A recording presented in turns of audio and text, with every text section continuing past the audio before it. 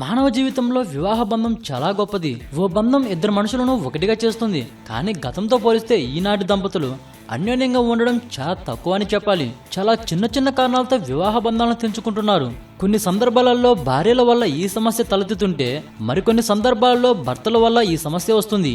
అలాంటి సమయంలో జాగ్రత్తలు పాటించడం చాలా అవసరం. భార్యపై ప్రేమను వ్యక్తం చేయడానికి కొన్ని సూచనలు ఇలా: ఉదయాన్నే భార్యకు ప్రేమతో కప్పు కాఫీ కలిపి ఇవ్వడం, బయట నుంచి వచ్చేసరికి స్నాక్స్ లాంటివి చేయడం, ఇలాంటివి అప్పుడప్పుడు చేస్తుంటే భర్తపై భార్యకున్న ప్రేమ డబల్ అవుతుంది.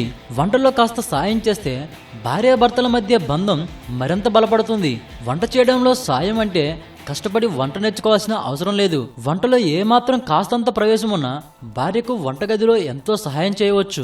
కూరగాయలు తరగడం నుంచి బియ్యం కడగడం వరకు ఏ పని చేసి పెట్టినా ఆ కాస్త సమయం మరింత ముద్దు ముచ్చట్లకు ఆదా చేసుకున్నట్టే కదా. కిచెన్లో భార్య వంట చేస్తున్నప్పుడు అవసరానికి ఏదో ఒకటి అందించిన ఇద్దరి మధ్య అనురాగం పెరుగుతుంది. పాలు స్టవ్ మీద పెట్టి వాటిని వేడి చేసి కాఫీ పొడి పంచదార కలిపితే వేడివేడి కాఫీ తయారవుతుంది. కాఫీ లేదంటే టీ తయారు చేయడం సులభమే.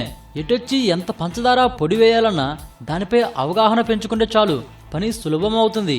ఏదైనా ఓ స్పెషల్ వంటను చేసిన తర్వాత దాన్ని మరింత అందాన్నిచ్చేలా అలంకరణ అంటే గార్నిష్ చేయడంలో కాస్తంత ప్రత్యేకత చూపాలి.